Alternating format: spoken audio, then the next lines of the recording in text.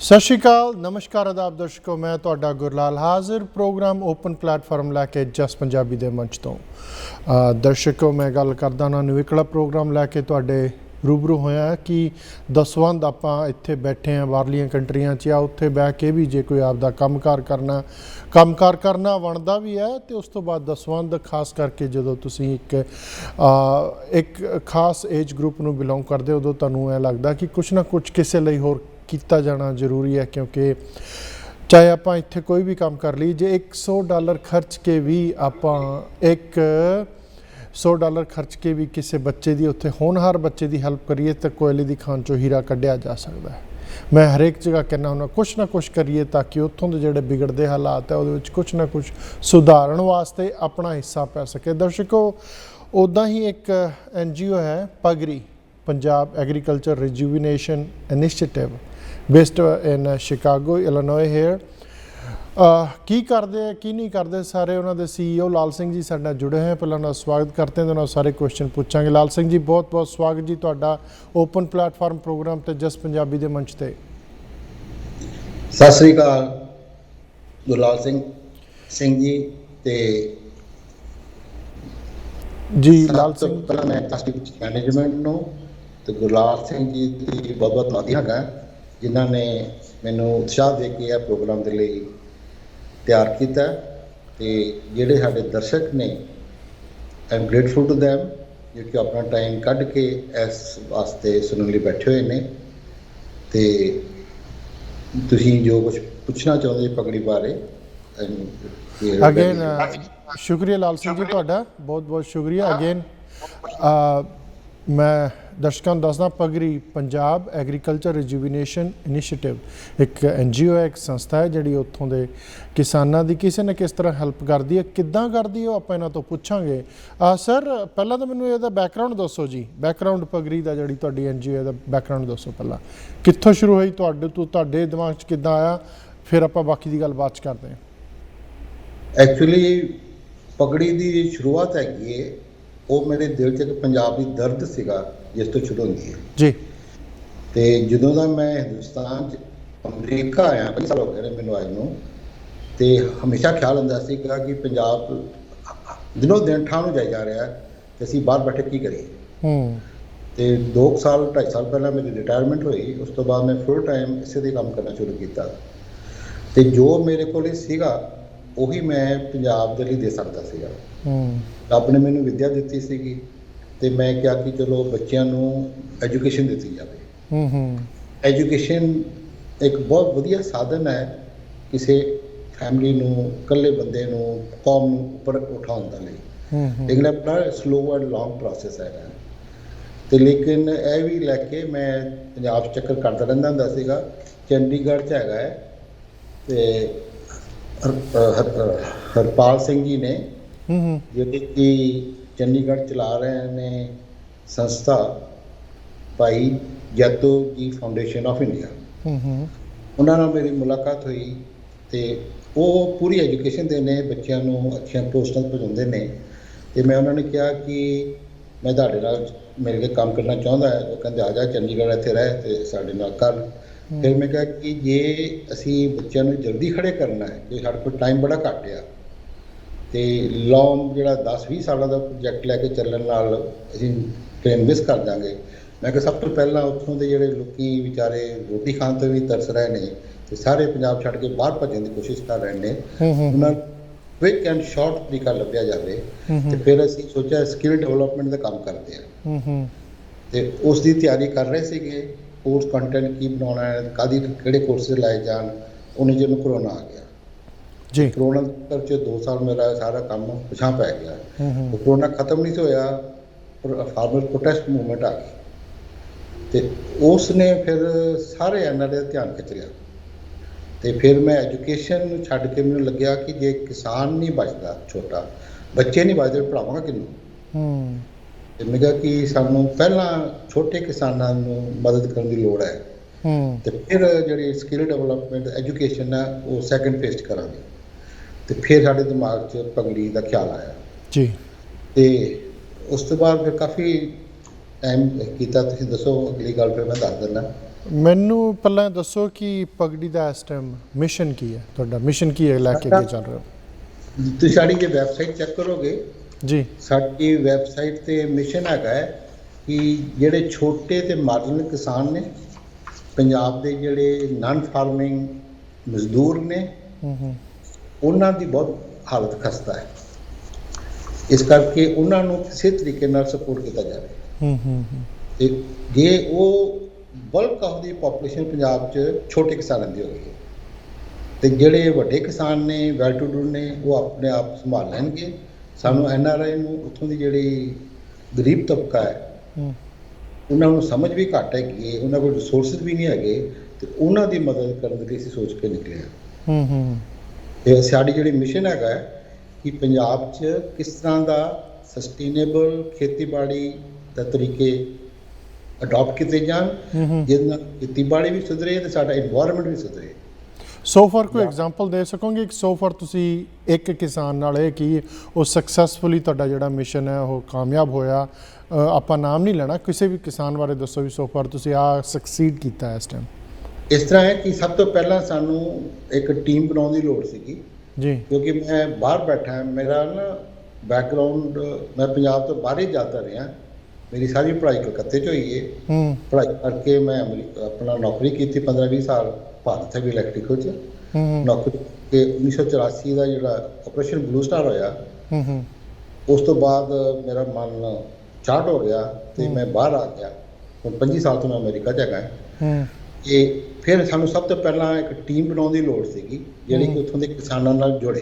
ਤੇ ਉਹ ਜਿਹੜੇ ਮੇਰੀ ਪੁਰਾਣੇ ਕੰਟੈਕਟ ਸੀਗੇ, ਜਿਨ੍ਹਾਂ ਨਾਲ ਇੱਕ ਹੈਗੀ ਹੈ ਨਿਸ਼ਕਾਮ, ਸਿੱਖ ਨਿਸ਼ਕਾਮ ਸੰਸਥਾ ਹੈਗੀ ਹੈ ਦਿੱਲੀ ਦੀ ਵਾਲੀ, 84 ਦੇ ਜਿਹੜੇ ਵੀਡੋ ਸੀਗੀ ਉਹਨਾਂ ਨੂੰ ਰੀਹੈਬਿਲਿਟ ਦੇ ਵਿੱਚ ਕੰਮ 'ਚ ਮੈਂ ਵੀ ਉਹਨਾਂ ਨਾਲ ਜੁੜਿਆ ਸੀਗਾ। ਉਹਨਾਂ ਦੀ ਮਦਦ ਲੈ ਕੇ ਇੱਕ ਹਰਵਿੰਦਰ ਸਿੰਘ ਹੈਗੇ ਨੇ ਫਰੀਦਕੋਟ 'ਚ, ਉਹਨਾਂ ਨਾਲ ਜੁੜੇ। ਤੇ ਤੁਸੀਂ ਜਾਣਦੇ ਹੋਗੇ ਕੁਲਦੀਪ ਸਿੰਘ ਸਰਾਂ ਧੀਆਂ ਪੁਕਾਰ ਦੀਆਂ ਸੰਸਥਾ ਚਲਾ ਰਹੇ ਨੇ, ਉਹਨਾਂ ਦੇ ਤੋਂ ਅਸੀਂ ਗੁਰਦਾਸਪੁਰ 'ਚ ਭੱਟੀ ਸਾਹਿਬ ਨੂੰ ਮਿਲੇ। ਫਿਰ ਇੱਕ ਰਮਨੀਕ ਸਿੰਘ ਹੈਗੇ ਨੇ ਚੰਡੀਗੜ੍ਹ, ਉਹ ਕਿਸਾਨਾਂ ਦੀ ਇੱਕ ਸੰਸਥਾ ਚਲਾ ਰਹੇ ਨੇ। ਇਹ ਸਾਰਿਆਂ ਨੂੰ ਟੀਮ ਬਿਲਡ ਕਰਨ ਦਾ ਪਹਿਲਾ ਕੰਮ ਸੀ। ਤੇ ਫਿਰ ਅਸੀਂ ਜਿਹੜੇ ਕਿਸਾਨ ਫਰੀਦਕੋਟ 'ਚ ਨੇ, ਛੋਟੇ ਕਿਸਾਨ, ਉਹਨਾਂ ਨੂੰ ਅਸੀਂ ਆਰਗੈਨਿਕ ਫਾਰਮਿੰਗ ਦੇ ਲਈ ਇਨਕਰੇਜ ਕੀਤਾ। ਤੇ ਉਹ ਕਹਿੰਦੇ ਸੀ ਉਗਾ ਤੇ ਲਵਾਂਗੇ ਤੁਸੀਂ ਜੋ ਕਹੋਗੇ, ਲੇਕਿਨ ਵੇਚੀਏ ਕਿਸ ਤਰ੍ਹਾਂ। ਤੇ ਸਭ ਤੋਂ ਵੱਡੀ ਪ੍ਰੋਬਲਮ ਸੀਗੀ ਕਿ ਕਿਸਾਨ ਨੂੰ ਜੋ ਤੁਸੀਂ ਕਹੋ ਕਹਿੰਦੇ ਕਰਾਂਗੇ, ਸਾਡੇ ਕੋਲ ਮਾਰਕੀਟਿੰਗ ਪ੍ਰੋਬਲਮ ਸੋਲਵ ਕਰੋ। ਉਹ ਮਾਰਕੀਟਿੰਗ ਸੋਲਵ ਕਰਨ ਲਈ ਪਹਿਲਾ ਇਮੀਡੀਏਟ ਸੀਗਾ ਕਿ ਤੁਸੀਂ ਲੋਕਲੀ ਉੱਥੇ ਮਾਰਕੀਟ ਲਾਓ। ਤੇ ਉਹ ਹਫਤੇ 'ਚ 2 ਵਾਰੀ ਫਰੀਦਕੋਟ 'ਚ ਫਾਰਮਰਸ ਮਾਰਕੀਟ ਲੱਗਦੀ ਹੈ, ਅਸੀਂ ਉਹਨਾਂ ਨੂੰ ਹੈਲਪ ਕਰਕੇ ਮਾਰਕੀਟਿੰਗ ਦਾ ਬੰਦੋਬਸਤ ਕੀਤਾ। ਤੇ ਉਹ ਹੁਣ 10-15 ਕਿਸਾਨ ਨੇ ਫਰੀਦਕੋਟ 'ਚ, ਹਫਤੇ 2 ਵਾਰੀ ਅਸੀਂ ਆਪਣਾ ਹਫਤਾਵਾਰੀ ਬਾਜ਼ਾਰ ਲਾਉਂਦੇ ਨੇ। ਉਹਨਾਂ ਜਿਹੜੀ ਆਰਗੈਨਿਕ ਫਾਰਮਿੰਗ ਦੀ ਟ੍ਰੇਨਿੰਗ ਦੇਣ ਦੇ ਲਈ ਬੰਦੋਬਸਤ ਕੀਤਾ, ਉਹਨਾਂ ਨੂੰ ਮੋਟੀਵੇਟ ਕੀਤਾ। ਉਹ 'ਚ ਇੱਕ ਲਿਸਟ ਹੈਗੀ, ਲੇਕਿਨ ਇਸ ਵਕਤ ਮੇਰੇ ਕਿਸਾਨਾਂ ਦੀ ਲਿਸਟ ਨਹੀਂ ਹੈਗੀ। ਤੇ ਲਾਲ ਸਿੰਘ ਜੀ, ਮੈਂ ਇੱਕ ਕੁਐਸਚਨ ਇੱਥੇ ਪੁੱਛੂੰਗਾ ਤੁਹਾਨੂੰ ਕਿ ਤੁਸੀਂ, ਮੈਂ ਦਰਸ਼ਕਾਂ ਨੂੰ ਇੱਕ ਵਾਰ ਕਲੀਅਰ ਕਰਦਾ ਕਿ ਤੁਸੀਂ ਸਾਡੇ ਤੋਂ ਪਹਿਲਾਂ ਉਹਨਾਂ ਨੂੰ ਉਹਦੇ ਲਈ ਉਤਸ਼ਾਹਿਤ ਕੀਤਾ ਕਿਸਾਨਾਂ ਨੂੰ ਕਿ ਤੁਸੀਂ ਆਰਗੈਨਿਕ ਖੇਤੀ ਕਰੋ। ਫਿਰ ਉਹਨਾਂ ਦਾ ਜਿਹੜਾ ਫਿਕਰ ਸੀਗਾ ਉਹ ਇਹ ਸੀਗਾ ਕਿ ਅਸੀਂ ਵੇਚਾਂਗੇ ਕਿਤੇ। ਹੁਣ ਇਸ ਟਾਈਮ ਤੁਸੀਂ ਉਹਨਾਂ ਨੂੰ ਮਾਰਕੀਟ ਉਪਲਬਧ ਕਰਵਾਈ। ਫਰੀਦਕੋਟ ਦੇ ਵਿੱਚ ਹਫਤੇ 'ਚ 2 ਵਾਰ ਮਾਰਕੀਟ ਲੱਗਦੀ ਹੈ, ਜਿਹੜੇ ਕਿਸਾਨ ਆਪੇ ਹੀ ਲਾਉਂਦੇ ਹੈ ਆਪਦੀ ਆਰਗੈਨਿਕ ਫਸਲ ਦੀ। ਨਾ ਕੁਐਸਚਨ ਖੜਾ ਹੁੰਦਾ ਕਿ ਉਹਨਾਂ ਦੀ ਉਹ ਜਿਹੜੀ ਫਸਲ ਹੈ 2 ਵਾਰ ਲਾਉਂਦੇ ਆ ਵੀਕ ਦੇ ਵਿੱਚ ਮਾਰਕੀਟ, ਉਹ ਕੀ ਉਹਨਾਂ ਨੂੰ ਪੈਸੇ ਵੱਟੇ ਜਾ ਰਹੇ ਨੇ ਇਸ ਟਾਈਮ ਕਿ ਉਹ ਸਫਲਤਾਪੂਰਨ ਉਸ ਚੀਜ਼ ਨੂੰ ਕੰਟੀਨਿਊ ਕਰ ਸਕਣਗੇ? ਹਾਂਜੀ, ਮੇਰੇ ਖਿਆਲ ਨਾਲ ਉਹਨਾਂ ਦੀ ਉੱਥੋਂ ਦੀ ਜਿਹੜਾ ਹੁਣ ਉਹਨਾਂ ਨੇ ਸ਼ੁਰੂਆਤ ਕੀਤੀ ਹੈ, ਉਹਨਾਂ ਦੇ ਜਿਹੜੇ ਸ਼ਹਿਰ ਵਿੱਚ ਆ ਕੇ ਵੇਚ ਸਕਦੇ ਨੇ। ਉੱਥੇ ਇੱਕ ਆਤਮਾ ਪ੍ਰੋਜੈਕਟ ਹੈਗਾ, ਤੇ ਉਹ ਵਰਲਡ ਬੈਂਕ ਦਾ ਪ੍ਰੋਜੈਕਟ ਸੀ, ਆਤਮਾ ਪ੍ਰੋਜੈਕਟ। ਉਹ ਗਵਰਨਮੈਂਟ ਨੇ ਸ਼ੁਰੂ ਕਰਕੇ, ਵਰਲਡ ਬੈਂਕ ਨੇ ਗਵਰਨਮੈਂਟ ਆਫ ਇੰਡੀਆ ਸ਼ੁਰੂ ਕੀਤਾ ਸੀਗਾ। ਤੇ ਫਿਰ ਉਹਦੇ ਵਿੱਚ ਫਰੀਦਕੋਟ 'ਚ ਉਹਨਾਂ ਦੀ ਬ੍ਰਾਂਚ ਹੈਗੀ ਸੀਗੀ। ਉਹਨਾਂ ਦੀ ਜਿਹੜੀ ਜਗ੍ਹਾ ਹੈਗੀ, ਉਹਨਾਂ ਦੀ ਜਗ੍ਹਾ ਲੈ ਕੇ ਉੱਥੇ ਸ਼ੁਰੂ ਹੋਈ ਆ ਉਹਨਾਂ ਦੇ ਬਾਜ਼ਾਰ। ਉਹ ਪਿਛਲੇ ਸਾਲ ਕਹਿੰਦੇ ਸਾਨੂੰ ਪੱਖਿਆਂ ਦੀ ਲੋੜ ਹੈ, ਅਸੀਂ ਪੱਖੇ ਪ੍ਰੋਵਾਈਡ ਕਰਕੇ ਦਿੱਤੇ। ਤੇ ਹੋਰ ਜਿਹੜੀ ਗਵਰਨਮੈਂਟ ਨਾਲ ਆਤਮਾ ਦੇ ਨਾਲ ਕੋਆਰਡੀਨੇਟ ਕਰਕੇ ਉਹਨਾਂ ਦੀ ਜਿਸ ਕਿਸਮ ਦੀ ਜ਼ਰੂਰਤਾਂ ਹੁੰਦੀਆਂ ਨੇ ਉਸ ਦੀ ਅਸੀਂ ਮਦਦ ਕਰਦੇ ਆ। ਤੇ ਉਹ ਪ੍ਰੋਜੈਕਟ ਜਿਹੜੇ ਕਿਸਾਨ ਨੇ ਉਹਨਾਂ ਨੂੰ ਕਾਫੀ ਫਾਇਦਾ ਹੋ ਰਿਹਾ ਆਪਣਾ ਉੱਥੇ ਵੇਚਣ ਨਾਲੋਂ, ਕਿਉਂਕਿ ਖੁਦ ਹੀ ਉਗਾਉਂਦੇ ਨੇ ਅਤੇ ਖੁਦ ਹੀ ਵੇਚ ਲੈਂਦੇ ਨੇ। ਅਤੇ ਲੇਕਿਨ ਇਹਦੇ 'ਚ ਕੀ ਹੁੰਦਾ, ਇੱਕ ਜੇ ਬੰਦਾ ਜੇ ਖੁਦ ਹੀ ਉਗਾਵੇ, ਖੁਦ ਹੀ ਵੇਚੇ, ਉਹ 'ਚ ਉਹਨੂੰ ਫਾਇਦਾ ਤਾਂ ਜ਼ਿਆਦਾ ਹੁੰਦਾ ਹੈ, ਲੇਕਿਨ ਉਹਨੂੰ ਚਾਰੇ ਪਾਸੇ ਇਕੱਠੇ ਕੰਮ ਕਰਨੇ ਜ਼ਿਆਦਾ ਐਫੀਸ਼ੀਐਂਟ ਮਾਡਲ ਨਹੀਂ ਹੈਗਾ। ਅਸੀਂ ਹੋਰ ਪ੍ਰਪੋਜ਼ ਕਰ ਰਹੇ ਸੀਗੇ ਕਿ ਤੁਸੀਂ ਸਾਰੇ ਜਣੇ ਇਕੱਠੇ ਹੋਵੋ ਅਤੇ ਅਸੀਂ ਤੁਹਾਨੂੰ ਇੱਕ ਫੋਨ ਐਪ ਬਣਾ ਕੇ ਦਿੰਦੇ ਹਾਂ, ਜਿਸ 'ਚ ਕੰਜ਼ਿਊਮਰ ਨੇ ਉਹ ਟੈਲੀਫੋਨ 'ਤੇ ਤੁਹਾਨੂੰ ਦੇਖ ਕੇ ਪਤਾ ਚੱਲ ਜਾਏ ਕਿ ਇੱਥੇ ਮੇਰੇ ਨੇੜੇ ਤੇੜੇ ਕਿਹੜਾ ਕਿਸਾਨ ਕੀ ਵੇਚਦਾ ਹੈ, ਅਤੇ ਮੈਂ ਉੱਥੋਂ ਸਿੱਧਾ ਲੈ ਲਵਾਂ ਅਤੇ ਤੁਹਾਨੂੰ ਪਹਿਲਾਂ ਤਾਂ ਟੈਲੀਫੋਨ 'ਤੇ ਕੰਟੈਕਟ ਕਰ ਲੈਣ, ਤੁਸੀਂ ਉਹਨੂੰ ਡਿਲੀਵਰ ਕਰ ਸਕੋ ਜਾਂ ਉਹ ਆ ਕੇ ਲੈ ਜਾਣ। ਉਸ ਤਰ੍ਹਾਂ ਦਾ ਚੀਜ਼ਾਂ IT ਦੇ ਡਿਵੈਲਪ ਕਰੀ ਜਾ ਰਹੇ ਨਾਲੋਂ ਨਾਲ। ਤੁਸੀਂ ਬਹੁਤ ਸੋਹਣੀ ਗੱਲ ਕੀਤੀ, ਖਾਸ ਕਰਕੇ ਜਿਹੜਾ ਪਹਿਲਾਂ ਤੁਸੀਂ ਏਰੀਆ ਚੁਣਿਆ ਫਰੀਦਕੋਟ ਦਾ, ਉਹ ਬੈਲਟ ਜਿਹੜੀ ਕੈਂਸਰ ਦੀ ਮਾਰ ਥੱਲੇ ਬਹੁਤ ਜ਼ਿਆਦਾ, ਔਰ ਔਰਗੈਨਿਕ ਫਸਲ ਅਤੇ ਉਸ ਤੋਂ ਬਾਅਦ ਕਿਸਾਨ ਆਪੇ ਹੀ ਵੇਚ ਰਹੇ, 2 ਵਾਰ ਮੰਡੀ ਲਗਾ ਕੇ ਫਰੀਦਕੋਟ ਮਾਰਕੀਟ ਦੇ ਵਿੱਚ। ਬਹੁਤ ਚੰਗੀ ਗੱਲ ਹੈ ਲਾਲ ਸਿੰਘ ਜੀ। ਅਗੇਨ ਸ਼ੁਰੂਆਤੀ ਦੌਰ ਦੇ ਵਿੱਚ ਤੁਹਾਨੂੰ ਕਈ ਦਿੱਕਤਾਂ ਦਾ ਸਾਹਮਣਾ ਕਰਨਾ ਪਿਆ ਹੋਊਗਾ, ਉਹ ਕਿੱਦਾਂ ਤੁਸੀਂ ਐਡਜਸਟ ਕੀਤਾ, ਕੀ ਦਿੱਕਤਾਂ ਆਈਆਂ? ਸਭ ਤੋਂ ਪਹਿਲਾਂ ਸੀਗਾ team building was the big challenge for me. ਉਹ ਆਸਤਾ ਇੱਕ ਇੱਕ ਕਰਕੇ ਇੱਕ ਦੇ ਨਾਲ ਦੂਸਰਾ ਬੰਦਾ ਜੁੜਦਾ ਗਿਆ, ਅਤੇ ਸਾਨੂੰ ਇਸ ਕੰਮ ਕਰਨ 'ਚ ਬੜੇ ਡਿਫਰੈਂਟ ਕਿਸਮ ਦੀ ਟੈਲੈਂਟ ਦੀ ਲੋੜ ਪੈਂਦੀ ਹੈ ਕਿਸਾਨਾਂ ਦਾ ਪੂਰਾ ਕੰਮ ਕਰਨ ਲਈ। ਸਭ ਤੋਂ ਪਹਿਲਾਂ ਸਾਨੂੰ ਐਗਰੀਕਲਚਰ ਐਕਸਪਰਟ ਚਾਹੀਦੇ ਨੇ। ਮੈਂ ਪੇਸ਼ੇ ਤੋਂ ਇਲੈਕਟ੍ਰੀਕਲ ਇੰਜੀਨੀਅਰ ਹੈਗਾ, ਅਤੇ ਮੈਂ ਕਦੀ ਖੁਦ ਖੇਤੀਬਾੜੀ ਨਹੀਂ ਕੀਤੀ, ਅਤੇ ਅਨਫੋਰਚੂਨੇਟਲੀ ਮੈਂ ਪੰਜਾਬ ਖੇਤਾਂ 'ਚ ਰਿਹਾ ਵੀ ਨਹੀਂ ਹੈਗਾ, ਬਾਹਰੇ ਰਿਹਾ ਹੈ। ਅਤੇ ਇਸ ਲਈ ਮੈਨੂੰ ਐਸੇ ਬੰਦਿਆਂ ਦੀ ਲੋੜ ਸੀਗੀ ਜਿਹੜੇ ਖੇਤੀਬਾੜੀ ਨੂੰ ਨੇੜਿਓਂ ਜਾਣਦੇ ਨੇ, ਪ੍ਰੈਕਟੀਕਲੀ ਜਾਣਦੇ ਨੇ। ਅਤੇ ਬਾਕੀ ਅਸੀਂ ਹਮੇਸ਼ਾ ਸਿਰਫ ਪੇਪਰ ਬੇਸ ਸਲਾਹ ਨਹੀਂ ਦੇਣਾ ਚਾਹਾਂਗੇ। ਕੋਈ ਵੀ ਕਾਗਜ਼ ਕਿਸਾਨ ਨੂੰ ਕਹੀਏ, ਉਹ ਪੂਰੀ ਪਰਖੀ ਟੈਸਟ ਕੀਤੀ ਹੋਵੇ, ਜਿਹਨੂੰ ਪੱਕਾ ਹੋਵੇ ਕਿ ਇਹ ਕੰਮ ਕਰਨ ਨਾਲ ਉਸਨੂੰ ਰਿਜ਼ਲਟ ਮਿਲੇਗਾ। ਇਸ ਤਰ੍ਹਾਂ ਸਾਡੇ ਨਾਲ ਤੁਸੀਂ ਬਾਜਵਾ ਸਾਹਿਬ ਨੂੰ ਜਾਣਦੇ ਜੇ, ਡਾਕਟਰ, ਉਹ ਵੀ ਸਾਡੇ ਨਾਲ ਜੁੜੇ ਨੇ ਕਿਉਂਕਿ ਉਹ ਖੇਤੀ ਦੇ ਬਾਹਰ ਨੇ। ਫਿਰ ਆਪਣਾ ਗੁਰਦਾਸਪੁਰ ਤੋਂ ਹਰਪ੍ਰੀਤ ਸਿੰਘ ਭੱਟੀ ਨੇ, ਟੈਕਨੋਲੋਜਿਸਟ, ਅਤੇ ਉਹ ਖੇਤੀ ਵੀ ਕਰਦੇ ਨੇ, ਸਰਕਾਰੀ ਨੌਕਰੀ ਵੀ ਕਰਦੇ ਨੇ। ਉੱਥੇ ਗੁਰਿੰਦਰ ਬਾਜਵਾ ਹੈਗਾ, ਉਹ ਬੜਾ 15-20 ਸਾਲਾਂ ਤੋਂ ਖੇਤੀਬਾੜੀ 'ਚ ਲੱਗਾ ਹੋਇਆ ਹੈ। ਉਸ ਨੂੰ ਅਸੀਂ ਕਿਹਾ ਕਿ ਤੂੰ ਕਿਸਾਨਾਂ ਨੂੰ ਟ੍ਰੇਨਿੰਗ ਦੇ, ਮੋਟੀਵੇਟ ਕਰ, ਅਤੇ ਹੋਰ ਕਈ ਇਸ ਤਰ੍ਹਾਂ ਦੇ ਕਿਸਾਨਾਂ ਦੀ ਹਰ ਕਿਸਮ ਦੀ ਪ੍ਰੋਬਲਮ ਸੋਲਵ ਕਰਨ ਲਈ ਸੋਚਦੇ ਹਾਂ। ਜਿਵੇਂ ਫਰੀਦਕੋਟ 'ਚ ਕਿਸਾਨਾਂ ਨੂੰ ਪਹਿਲਾਂ ਖੇਤੀਬਾੜੀ ਦੀ ਆਰਗੈਨਿਕ ਟ੍ਰੇਨਿੰਗ ਦੀ ਲੋੜ ਸੀਗੀ, ਅਤੇ ਅਸੀਂ ਫਿਰ ਅੰਮ੍ਰਿਤਸਰ ਦੇ ਵਿੱਚ ਸੰਸਥਾ ਹੈਗੀ ਆ ਪੂਰਨ ਸਿੰਘ ਹੋਰਾਂ ਦੀ। ਜੀ ਭਗਤ ਪੂਰਨ ਸਿੰਘ ਉਹਨਾਂ ਦੀ। ਹਾਂ, ਭਗਤ ਪੂਰਨ ਸਿੰਘ ਹੋਰਾਂ ਦੀ। ਕੀ ਨਾਮ ਉਹਦਾ ਨਾਮ ਹੈਗਾ ਜੀ, ਚਲੋ ਜੀ ਮੈਨੂੰ ਯਾਦ ਸੀਗਾ ਹੁਣੇ। ਉਹਨਾਂ ਦੇ ਰਘਵੀ ਡਾਕਟਰ ਉਪਿੰਦਰਜੀਤ ਕੌਰ ਚਲਾ ਰਹੇ ਨੇ ਇਸ ਟਾਈਮ ਉਹ ਸੰਸਥਾ। ਡਾਕਟਰ ਇੰਦਰਜੀਤ ਕੌਰ ਹਾਂਜੀ ਚਲਾ ਰਹੇ ਨੇ ਇਸ ਟਾਈਮ। ਤੇ ਲੇਕਿਨ ਉਹਨਾਂ ਨੇ ਥੱਲੇ ਖੇਤੀ, ਉਹਨਾਂ ਕੋਲੇ 50 ਏਕੜ ਦੀ ਜ਼ਮੀਨ ਹੈਗਾ ਜਿੱਥੇ ਆਰਗੈਨਿਕ ਫਾਰਮਿੰਗ ਹੁੰਦੀ ਹੈ। ਤੇ ਰਾਜਵੀਰ ਸਿੰਘ ਮੈਨੇਜਰ ਨੇ ਆਰਗੈਨਿਕ ਫਾਰਮਿੰਗ ਦੇ, ਉਹਨਾਂ ਨਾਲ ਹੀ ਸੰਬੰਧ ਬਣਾਏ ਤੇ ਫਰੀਦਕੋਟ ਤੋਂ ਕਿਸਾਨਾਂ ਨੂੰ ਭੇਜਿਆ ਉੱਥੇ, ਜਾਓ ਟ੍ਰੇਨਿੰਗ ਲੈ ਕੇ ਆਓ, ਸਿੱਖ ਕੇ ਆਓ, ਤੌਰ ਤਰੀਕੇ ਤੁਸੀਂ ਇੱਥੇ ਸ਼ੁਰੂ ਕਰੋ।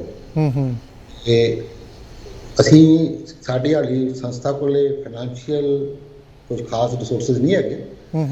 ਆਪਣੀ ਵੈਬਸਾਈਟ ਬਣਾਉਣੀ ਸੀ, ਐਪ ਬਣਾਉਣੀ ਸੀਗੀ, ਰਜਿਸਟਰ ਕਰਾਉਣਾ ਸੀਗਾ, ਜਿੰਨੇ ਵੀ ਖਰਚੇ ਸੀਗੇ ਅਸੀਂ ਆਪਣੀ ਜੇਬ 'ਚੋਂ ਜਿਹੜੇ 4-5 ਇਕੱਠੇ ਹੋਏ ਸ਼ੁਰੂ ਸਾਲ ਪਿਆ। ਅਤੇ ਹੁਣ ਅਗਲੇ ਪ੍ਰੋਜੈਕਟ ਕਰਨ ਲਈ ਸਾਨੂੰ ਹੋਰ ਪੰਜਾਬ 'ਚੋਂ, ਇੰਡੀਆ 'ਚ ਬੰਦੇ ਨਾਲ ਜੋੜਨੇ ਪੈਂਦੇ ਨੇ, ਉਹਨਾਂ ਨੂੰ ਸਾਨੂੰ ਪੇ ਕਰਕੇ ਜੋੜ ਪਾਵਾਂਗੇ। ਅਤੇ ਇਸ ਤਰ੍ਹਾਂ ਫਿਊਚਰ ਪਲਾਨ ਬਣਾਏ ਹੋਏ ਨੇ ਆਪਣੇ, ਲੌਂਗ ਟਰਮ ਸਟ੍ਰੈਟੇਜਿਕ ਪਲਾਨ, ਉਹਦੇ ਬਾਰੇ ਮੈਂ ਦੱਸ ਦਿੰਦਾ। ਜੀ ਸਰਦਾਰ ਲਾਲ ਸਿੰਘ ਜੀ, ਬਹੁਤ ਸੋਹਣਾ ਤੁਸੀਂ ਵਿਸਤਾਰ ਨਾਲ ਗੱਲ ਸਮਝਾ ਰਹੇ ਹੋ। ਪਗਰੀ ਯਾਨੀ ਕਿ ਪੰਜਾਬ ਐਗਰੀਕਲਚਰ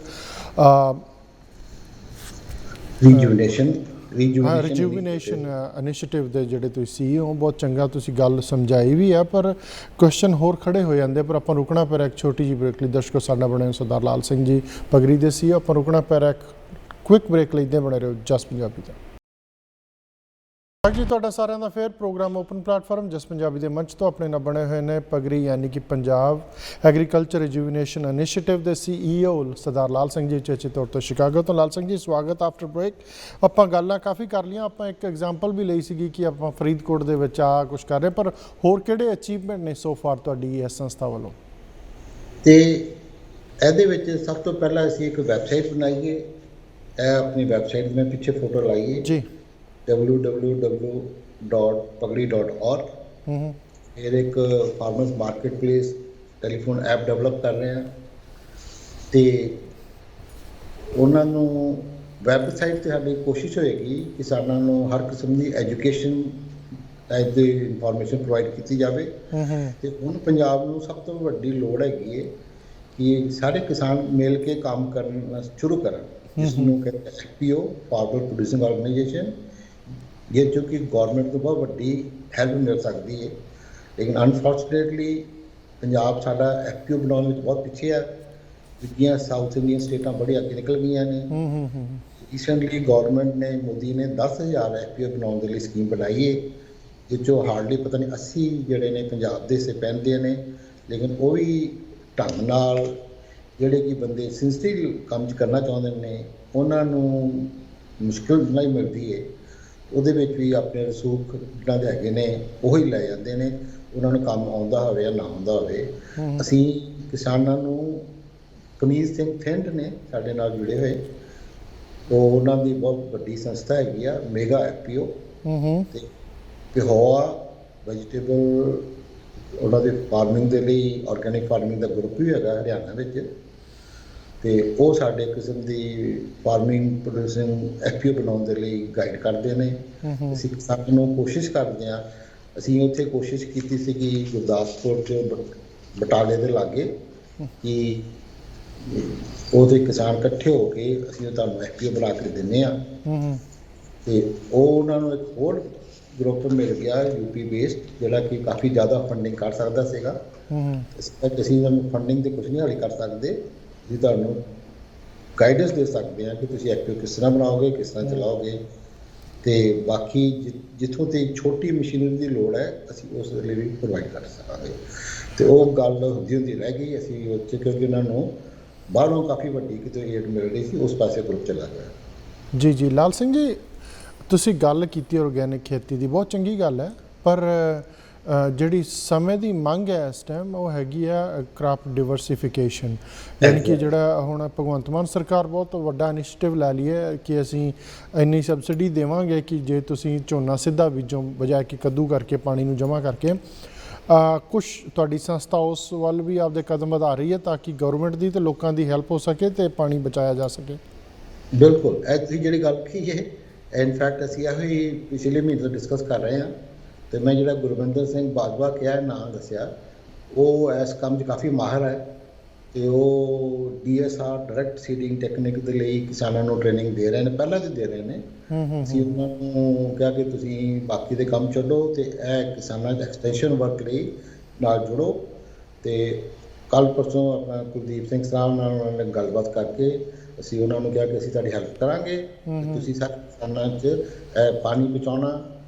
ਪਹਿਲੀ ਗੱਲ, ਅਸੀਂ ਚੌਲਾਂ ਤੋਂ ਲੋਕਾਂ ਨੂੰ ਆਲਟਰਨੇਟ ਤਰੀਕੇ ਦੱਸਣਾ ਚਾਹੁੰਦੇ ਹਾਂ। ਤੁਸੀਂ ਚੌਲ ਉਗਾਉਣੇ ਛੱਡੋ, ਜੇ ਨਹੀਂ ਨੇ ਤਾਂ ਫਿਰ ਤੁਸੀਂ ਜਿਹਦੇ ਘੱਟ ਪਾਣੀ ਵਰਤਣ ਦਾ ਉਹ ਤਰੀਕੇ ਅਡਾਪਟ ਕਰਨੇ ਨੇ। ਉਹ 'ਚ ਗੁਰਵਿੰਦਰ ਸਿੰਘ ਬਾਜਵਾ ਕਾਫੀ ਮਸ਼ਹੂਰ ਨੇ ਅਤੇ ਇਸ ਕੰਮ 'ਚ ਕਾਫੀ 15 ਸਾਲਾਂ ਤੋਂ ਲੱਗੇ ਹੋਏ ਨੇ। ਉਸ ਮੈਟਰ ਫੈਕਟ ਪੰਜਾਬ ਗੌਰਮੈਂਟ ਨੇ 7275 ਰੁਪਏ MSP ਤੈਅ ਕਰ ਦਿੱਤੀ ਹੈ ਮੂੰਗੀ ਵਾਸਤੇ। ਔਰ ਆਈ ਥਿੰਕ ਆਪਦੇ ਵਰਡ 'ਤੇ ਵਜਿੱਦ ਹੈ ਭਗਵੰਤ ਮਾਨ, ਉਹ ਕਹਿੰਦਾ ਡੈਫੀਨੇਟਲੀ ਦੇਵਾਂਗੇ, ਔਰ ਉਹ ਥੋੜ੍ਹੇ ਟਾਈਮ 'ਚ ਹੋ ਵੀ ਜਾਂਦੀ ਹੈ, ਔਰ ਉਸ ਤੋਂ ਬਾਅਦ ਕੋਈ ਹੋਰ ਬਦਲਵੀਂ ਫਸਲ ਵੀ ਬੀਜੀ ਜਾ ਸਕਦੀ ਹੈ ਬਜਾਏ ਕਿ ਝੋਨੇ ਦੇ। ਤਾਂ ਉੱਧਰ ਨੂੰ ਵੀ ਤੁਹਾਡੀ ਸੰਸਥਾ ਕੁਝ ਧਿਆਨ ਦੇ ਰਹੀ ਹੈ? ਬਿਲਕੁਲ, ਇਹ ਜਿਹੜੀ ਹੈਗੀ ਬਹੁਤ ਵਧੀਆ ਪ੍ਰਪੋਜ਼ਲ ਹੈਗਾ, ਇਹ ਸਾਡੀ ਪੂਰੀ ਨਿਗਾਹ 'ਚ ਹੈਗਾ। ਅਤੇ ਅਸੀਂ ਕਿਉਂਕਿ ਦਾਲ ਉਗਾਉਣ ਦੇ ਨਾਲ ਦੋ ਗੱਲਾਂ ਹੁੰਦੀਆਂ ਨੇ, ਪਾਣੀ ਦੀ ਵਜ੍ਹਾ ਦੇ ਇਲਾਵਾ ਧਰਤੀ ਜ਼ਿਆਦਾ ਉਪਜਾਊ ਹੋ ਜਾਂਦੀ ਹੈ।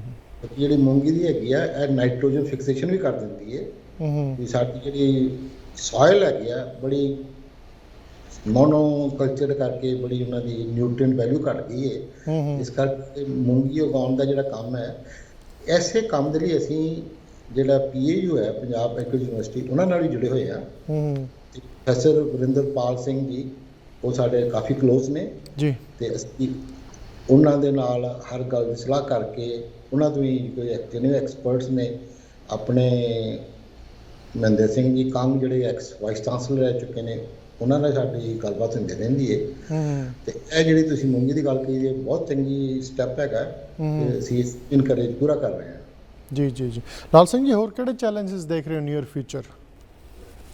ਸਭ ਤੋਂ ਪਹਿਲਾਂ ਕੀ ਆ, ਸਾਨੂੰ ਪੰਜਾਬ ਦੇ ਵਿੱਚ ਕੀ ਕਹਿੰਦੇ ਨੇ ਕਿਸਾਨਾਂ ਨੂੰ ਇਕੱਠਿਆ ਕਰਕੇ ਐਗਰੋ ਪ੍ਰੋਸੈਸਿੰਗ ਆਉਣੀ ਚਾਹੀਦੀ ਹੈ। ਕੋਈ ਵੀ ਚੀਜ਼ ਉਗਾਓ, ਤੇ ਤੁਹਾਨੂੰ ਇੱਕ ਐਗਜ਼ਾਮਪਲ ਦੇਣਾ ਹੈ। ਇੱਕ ਕਿਸਾਨ ਹੈਗਾ, ਉਹ ਮਕਈ ਲਾਉਂਦਾ ਹੈ ਤੇ ਉਹ ਮਕਈ ਬਣਾ ਕੇ 5 ਮਹੀਨੇ 'ਚ ਮਕਈ ਦੀ ਛੱਲੀ ਤਿਆਰ ਕਰਕੇ ਲਿਆਉਂਦਾ ਹੈ। ਉਸ ਦੀ ਬਾਜ਼ਾਰ 'ਚ ਵੇਚੀ ਜਾਂਦੀ, ਆਨੇ ਦੀ ਵਿਕਦੀ ਹੈ। ਇੱਕ ਬੰਦਾ ਉਸ ਨੂੰ ਭੁੰਨ ਕੇ ਵੇਚ ਦਿੰਦਾ ਹੈ, ਉਹ ਚਵਾਨੀ ਦੀ ਵੇਚ ਲੈਂਦਾ ਹੈ। ਦੂਜਾ ਉੱਤੇ ਪੌਪਕਾਰਨ ਬਣਾ ਕੇ ਕੱਪ 'ਚ ਪਾ ਕੇ ਪਿਕਚਰ 'ਚ ਵੇਚਦਾ ਹੈ ਤੇ 5 ਰੁਪਏ 'ਚ ਵੇਚ ਰਿਹਾ ਹੈ। ਇਸੀ ਐਗਰੋ ਪ੍ਰੋਸੈਸਿੰਗ। ਤੇ ਜਿਵੇਂ ਕੋਈ ਲੈ ਲਓ, ਆਲੂ ਦੀ ਲੈ ਲਓ, ਟਮਾਟਰ ਦੀ ਲੈ ਲਓ, ਕਿਸੇ ਗੱਲ ਦੀ ਲੈ ਲਓ, ਸਬਜ਼ੀਆਂ ਲੈ ਲਓ, ਇਹਨਾਂ ਦੀ ਸ਼ਾਰਟ ਸ਼ੈਲਫ ਲਾਈਫ ਹੈਗੀ ਹੈ।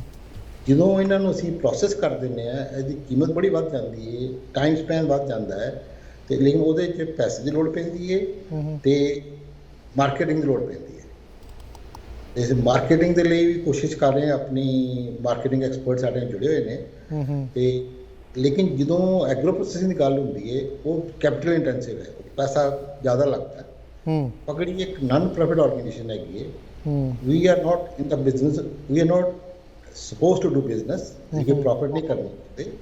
ਅਸੀਂ ਇਨਕਰੇਜ ਕਰਦੇ ਹਾਂ ਕਿ ਦੂਜੇ ਜਿਹੜੇ NRI ਨੇ, ਜਿਹੜਾ ਬਿਜ਼ਨਸ ਕਰਨਾ ਚਾਹੁੰਦੇ ਨੇ, ਉਹ ਅੱਗੇ ਆਉਣ ਤੇ ਪੰਜਾਬ 'ਚ ਕੁਛ ਕਰਨ। ਅਸੀਂ ਉਹਨਾਂ ਦੇ ਨਾਲ ਪੂਰਾ ਮੋਢੇ ਨਾਲ ਮੋਢਾ ਜੋੜ ਕੇ ਮਦਦ ਕਰਾਂਗੇ, ਹਰ ਕਿਸਮ ਦੀ ਮਦਦ ਕਰਾਂਗੇ। ਉਹਨਾਂ ਦੇ ਲਈ ਐਡਵੋਕੇਸੀ ਕਰਾਂਗੇ। ਇਹ ਸੀਡ ਮਨੀ ਦੀ ਲੋੜ ਪੈਗੀ, we can provide some seed money for the, ਜਿਵੇਂ ਕਿ ਕਹਿੰਦੇ ਕੈਟਾਲਿਸਟ ਦੇ ਲਈ। ਕੈਨੋਟ ਪ੍ਰੋਵਾਈਡ ਬਿਗ ਫੰਡਸ, ਜਿਹੜੇ ਜਿੱਥੋਂ ਇਕੱਠੇ ਕਰਾਂਗੇ ਤੇ ਉਹਨਾਂ ਦੇ ਲਈ ਜਿਹੜੇ ਜ਼ਰੂਰਤਮੰਦ ਕਿਸਾਨ ਨੇ, ਛੋਟੇ ਕਿਸਾਨ ਨੇ, ਉਹਨਾਂ ਨੂੰ ਥੋੜ੍ਹੀ ਜਿਹੀ ਦੇ ਕੇ। ਫਿਰ ਦੂਸਰਾ ਕੀ ਹੁੰਦਾ ਹੈ ਕਿ ਅਸੀਂ ਚਾਹੁੰਦੇ ਹਾਂ ਕਿ ਇਹ ਜਿਹੜੇ ਪ੍ਰੋਜੈਕਟ ਨੇ, ਉਹ ਬੰਦੇ ਆਪਣਾ ਸਮਝਣ। ਉਹ ਇਹ ਨਾ ਸਮਝਣ ਕਿ ਸਾਨੂੰ ਮੁਫਤ ਪੈਸਾ ਮਿਲ ਰਿਹਾ ਤੇ ਇਸ ਨੂੰ ਅਸੀਂ ਖਾ ਪੀ ਲਈ। ਕੋਈ ਵੀ ਚੀਜ਼ ਮੁਫਤ ਦਿੱਤੀ ਜਾਏਗੀ, ਉਹਦੀ ਕਦਰ ਨਹੀਂ ਹੁੰਦੀ। ਕੋਈ ਵੀ ਜਿਹੜਾ ਕੰਮ ਕਰਦੇ ਹਾਂ, ਅਸੀਂ ਕਹਿੰਦੇ ਤੁਸੀਂ ਅੱਧਾ ਤੁਸੀਂ ਪਾਓ, ਅਸੀਂ ਅੱਧਾ ਪਾ ਦਿਆਂਗੇ। ਤੇ ਤਾਂ ਉਹ ਪ੍ਰੋਜੈਕਟ ਤੁਹਾਡਾ ਹੋਏਗਾ, ਤੁਸੀਂ ਉਸ ਨੂੰ ਚਲਾਉਣਾ ਹੈ, ਪ੍ਰੋਫਿਟੇਬਲ ਚਲਾਉਣਾ ਹੈ, ਜੋ ਫਾਇਦਾ ਹੋਏਗਾ ਤੁਹਾਡਾ ਹੋਏਗਾ। ਅਸੀਂ ਚਾਹੁੰਦੇ ਹਾਂ ਕਿ ਪ੍ਰੋਜੈਕਟ ਸਕਸੈਸਫੁਲ ਹੋਵੇ ਤੇ ਉਸ ਇੱਕ ਤਰ੍ਹਾਂ ਦਾ ਇੱਕ ਐਗਜ਼ਾਮਪਲ ਬਣਾ ਕੇ ਅਸੀਂ ਲੋਕਾਂ ਅੱਗੇ ਲੈ ਕੇ ਆਈਏ, ਲੋਕਾਂ ਦਾ ਵਿਸ਼ਵਾਸ ਜਿੱਤੀਏ ਕਿ ਇਹ ਕੰਮ ਜਿਹੜੀ ਇਮਾਨਦਾਰੀ ਨਾਲ ਕਰ ਰਹੇ ਨੇ ਤੇ ਇਹਦਾ ਸਾਡੇ ਫਾਇਦੇ ਨੇ। ਤੇ ਅਸੀਂ ਉਸ ਕੰਮਾਂ 'ਚ ਆਸਤੇ ਬਹੁਤੇ ਲੋਕ ਐਕਸਪੈਕਟ ਕਰ ਦਿੰਦੇ ਕਿਸੇ ਨੂੰ ਪੂਰੀ ਹੈਲਪ ਕਰ ਦਈਏ। ਮੈਂ ਕਹਿੰਦਾ ਨਹੀਂ, ਅਸੀਂ ਪੂਰੀ ਹੈਲਪ ਨਹੀਂ ਕਰਾਂਗੇ, ਤੁਹਾਨੂੰ 50% ਤੁਹਾਨੂੰ ਪਾਉਣਾ ਪਏਗਾ, 50% ਅਸੀਂ ਪਾ ਕੇ ਦੇ ਸਕਦੇ ਹਾਂ।